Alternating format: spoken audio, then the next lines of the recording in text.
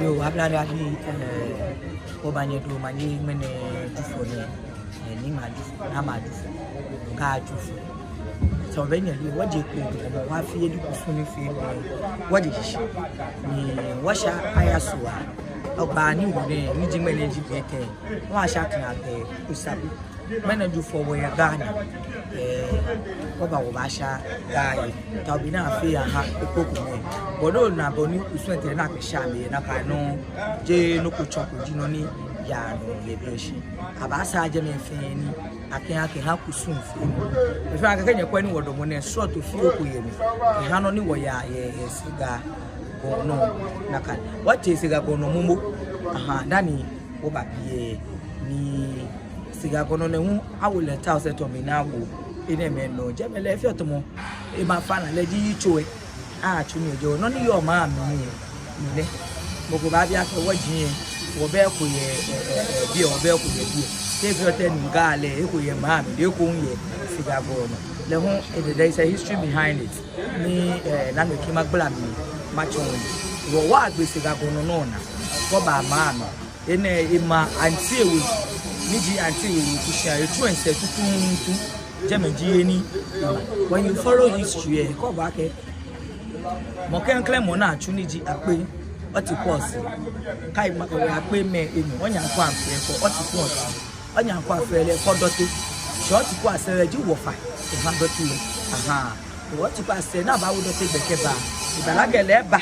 ne ba fe asese keme je pa ko ni ba na ba ta we shi le iwole e ma apia we shi a le ke sen shi a be ma je shi a ya dote le ba hin wo ne ba je ma wo ga je ko chon le che ni we ke la ke fen le ba ke ba ma je nji ni aja le wo etamo body wo kan di o male ni wo kwa ke ni mo ye ife mu ya me wa me ye ife ma je ma yan igbe ma che ga gbe ye je ba tuni ya mi ye je ame humu wo e ba tole chini e ye bi e le ba ma ba tuni ha le ye bi bo na afa ko ni ke nye afa na le chele po ye bi no de tawo e ba fi wo ko beto we no no jinu ni yo bi wa yo ni ta na le unfortunately ejimi wo bi ane bi na akashi apia obi ani ji ame wo ame chu na kusu dani to be do de na fele da ko kwe background e wo awo yi ni ko ga ro mo ye je nele egba tun ya sha ko bo seje no ni bi ni o kele ba na isande gba nko ni ke iba nye confirm alo iba mo no mi alo ye no ko ni ka fata ye ko ni le hu e ke wo je ngo yo bi ene be aje tun e sha mo ka gbe na ba ya ete ni le hu aya sha ye wo awo ye hu abi ye ni le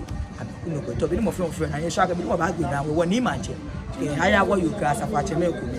ha ba shi wo no e bi ni wo ko background ko background ba chi wo be kan ni mo tetele ni ji ga wuro mo ko ni le hu wo kele anasa le gba ye wo nye follow our Pon TV evolving with you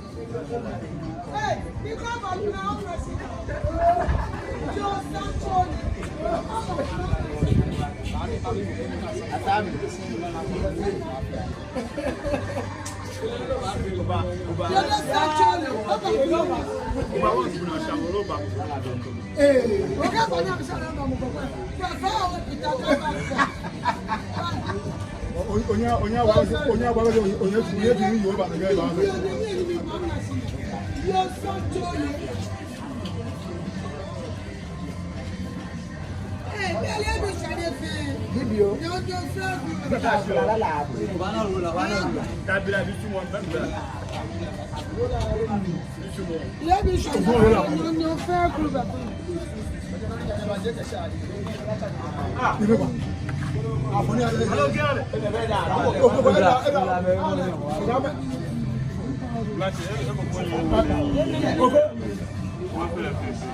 Porte, les gars.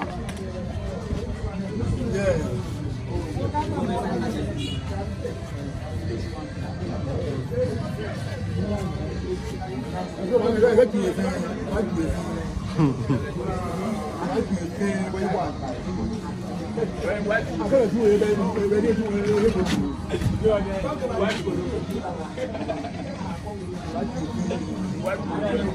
Oh.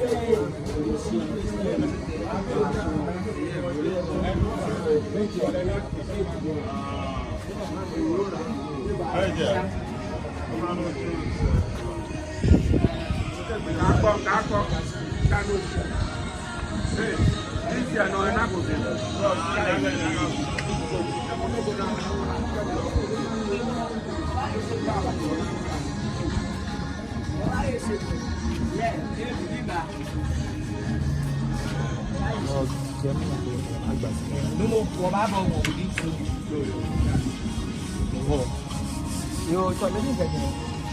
You have that they are big. But you ain't, you know, ni Asha. But you ain't, Asha. If you have a work out, money, you know, what they are seeing. You are working about my son. If I can feel like I can't go, best they go on. Father, I know she's not your cool, dear. They are still with you, they are living.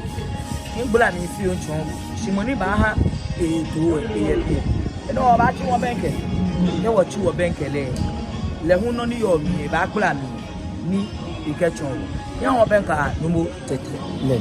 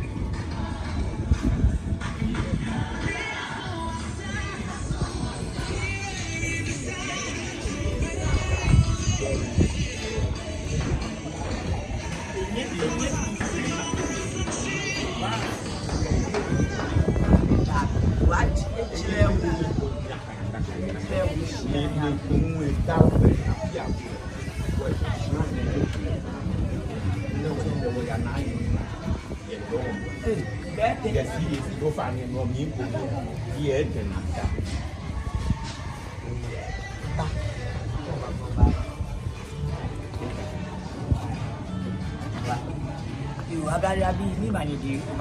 tamon penye mene wesha gai ndi ni oga apia we bi ameji meni mo ke wo ni aha wo waje siga bo ni ka amajo kule ni jima no chi wa fi okusu yi ha de she je pinpin ni ga bo yo no ya apia we choice akeka waje bi won ya nai we jo mi take gai ye pie etin the bed you want in your PhD, your man. Think about it, you might say, Chiame. What you have about all no, I'm a jet. Appear with me. She am a momoy, may crocodile, Angela. You know what beat no one can my design. When you put an English woman into it, she might be letting me what I will know my yemba, she has often what does it happen? You won't buy the Yama, 2 years ago, I can you do well, I can friend will go friend at the Silabonoji. If you did that is alright, don't tell me again. Here, no, you now, why, matter like Gawe, if you come on, charming in there, it's here at you. You were a mission out, get so much to a denke. Ni wanna get here. So much to a denke, if you need battery, Lune. She got the far now, Vanaga Afi, Nika get daughter. Dear battery, Jemmy mission out. Nick Keshe, dear Jemmy, dear Nayakio. Nikeshe, Leningamu, Akesha, Jemmy, I hardly need no Nake, Aya, Jemmy. Ni Jemmy no ye, Wale, Nitrake, Iwale, your Jemmy, yo. No, and again, get it no bona, Nati, not you up with no, no felony bona, it go. Na ye, then will I chair, Kesha feel a junction. I would say, Saka Jafiawi, Naka will I chair per year, ha, me. She na ye and money shore, like you, wear, not Piawi, I dare not, I'm a chindu now. Go na ye, Japia will be in a jar. She gave will I chair a jar. No, Macolake will I chair in junction. I would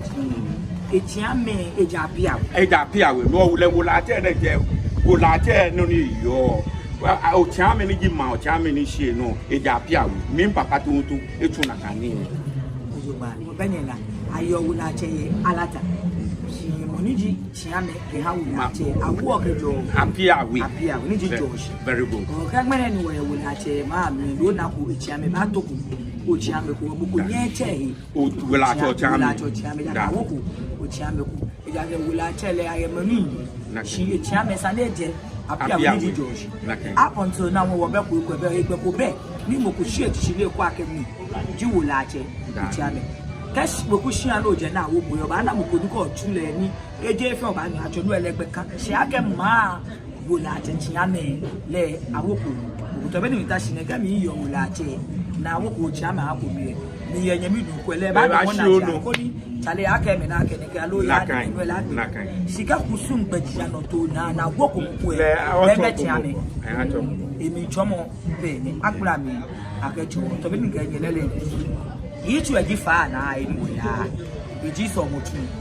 me shi a se na to ni kedi anya so motu e ya ba anya pe ke to mo ma cheke shi bi you can police a sub chiefs in here say I want me to age be na you want for na get na road na you control show you can na control show ni will achieve for say dey ni mi the only go be ka wo je bi aba sha je me na kan wo je bi won ya je to na apia we bi ku me to no ni born apia we bi e ji me ni tumo na ka isu na kan wo je bi yo won me na no bi na ne no ko yese eku me no tie ke lo ke je so ani ba ne ababu ameni hamu ni wo ba je sisi ke je ayana ne ji so ani ba ne ke ho fo mi e oba klan ko sabu na ba mani keke ju for me keke ju for ati fa na na menochi na jochi ye keke wa atundo hu keke agbene no jino na ke ju na ke shi okule ke nyi o ma me le fa ple agbene ke ju for me sure keke what dey mla na ya alada no la agbene achi ke alada keke le nwa atu keke no ho il ho no ho ko no ni baba what dey akpla na ni to ake keke agbe man so efe na yo na gbe no ni ma bi no mu ebi nkofi o shi ma bi because akwa wo live social media mi gbla no ko mi ni ncho about ga wo bo ni fede ba bo ade ye bi ni wo ni shi ape what it was here le ba yi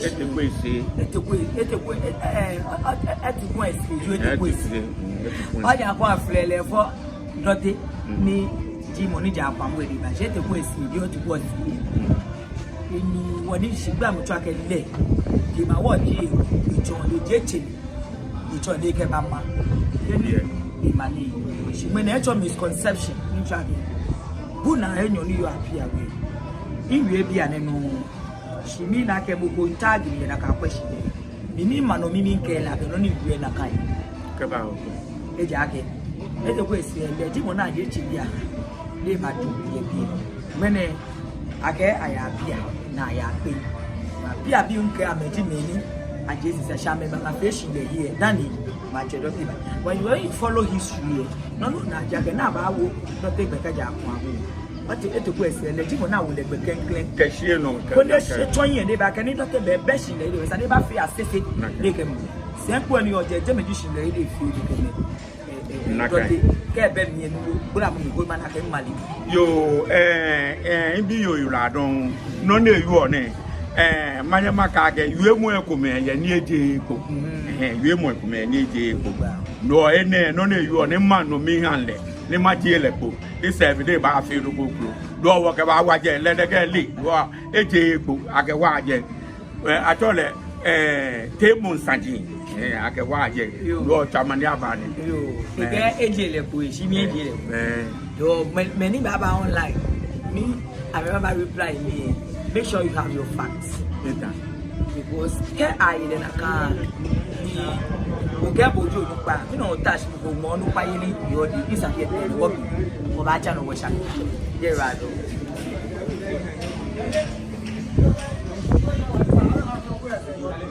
le po ni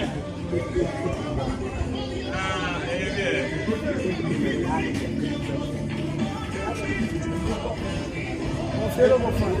afile wo mo wo wa fe fo wa o ni wa wo ni wo session me fi anu wo isi ara ni ara nu wo ọmọ wa da ji o wa ti me piye na ko na isi ara na ma na le lai o ka tro mo sha ye mo fi on bi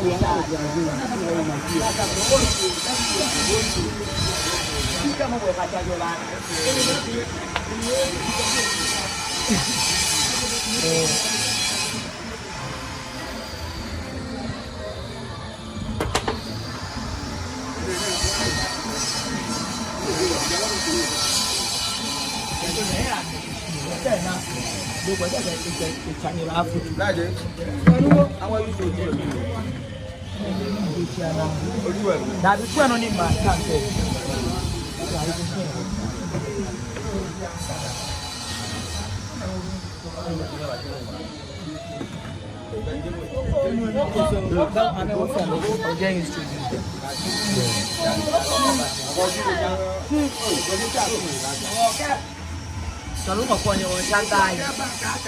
le be ji mo ni yen ye yete ye ko ni da bu yo ka ko mo nu pa ni aga le ji pe to ai mi ta ni ko kula pe ne e o ko ma ka bo ila si le we ga bi no e ga bi ga e nga fi ye de gbe yo ele ni be na di afi ye de ji gbe yo ewu ne ga de je tashi e wo wuro mo ne si wo ga wo yo de je le ni wa be tla si le ni e wo nu ene e nga ni o la me na be yisi da ni ka nu e yisi na ifia e ya una papa acha ko le je e ha yo e ka ba je makuya fi ole show ni na fe yes aba kula le je me we gbe baba ja ga yen ba na show ati ma sa fe ma join e ne la me to to abe ko to ko lu ye e wa me tla ya se be da aba ja ga ba na show ya ba ni me le a o tu mi no ke ba yo e ya ba yo e no be ni yo ba je ne bo ni akoko sa afi abi na le ayo akoko sa ke le we ba aba show le bla aba show le yo e ni ti aka ha ko le we ta na ale a ko le ni ka ne afi na se si ba ga na ni ga e ya un e ga me fe na e wo o da se na ta husband and wife o na ka be ta se na ka no ya be go to lu wa na da e wuro mo bi ele ni de bi o so ru pa ni nu mo ta si inu mo mu ta si nu mo ba to gbon ale cha ato ole api awe fe ya api awe ni abe o api awe bi Sunday to laye awon na yo wo e ba yin amesa we ba bi eni e baba fe la e ja la ta to abi ache ko le e ba e da ga na fi ta bi e ba le jo ku nsia le ta si e se azabi la le wo wodu ne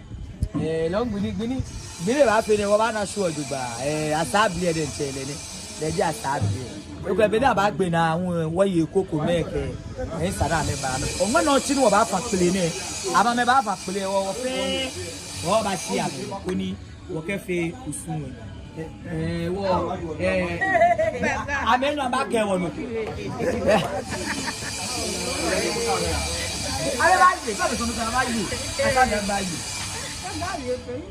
gaga ko wu le boy we o ma ni o ba yi ni eye wo gojo gbe ke ya mi ke han gbe ka ya mi ka je le gbe ko e ke da mi e ke han ni ko ke ni ya be yi do ni be ni no ba ke o ka bi le je lu pa na le we ke bi e ile dress iwo je ba go ni ka wo lu ko fi o ne ka wo lu ko ba mo wo bo ti afi iwo wo ko fi o pe ni wo ba wi pe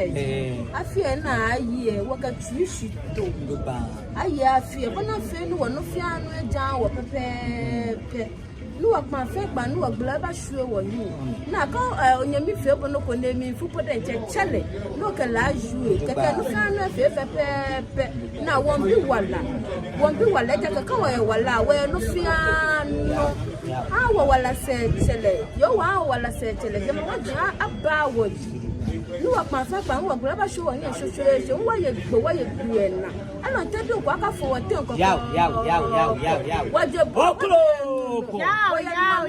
jano ajowo wa ya bon wo bo mo fi ama ni ka e wala ego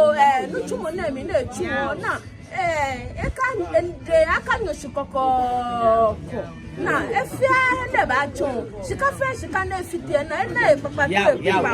me ni be wala aha me wala me ni da ho aha me ho na ana me wa me bi ene wo bio ye check e ko le gba o ko baka bible le wo mi o ko baka bible le wo mi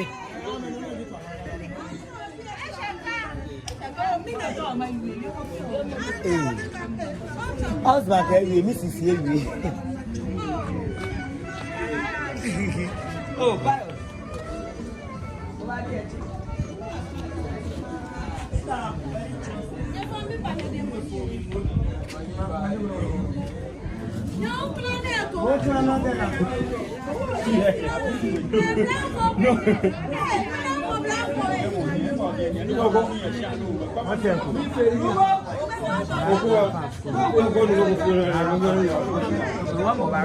Wrap up my BNA, no. Wrap up my control by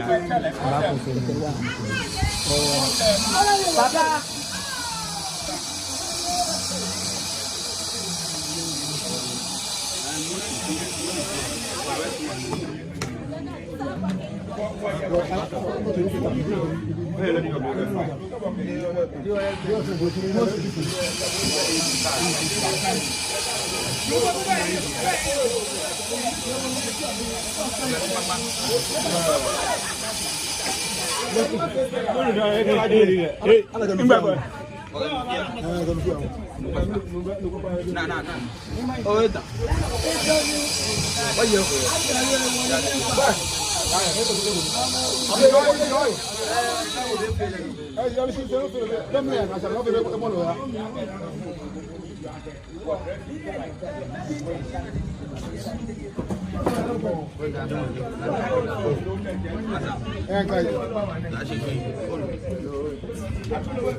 Oh,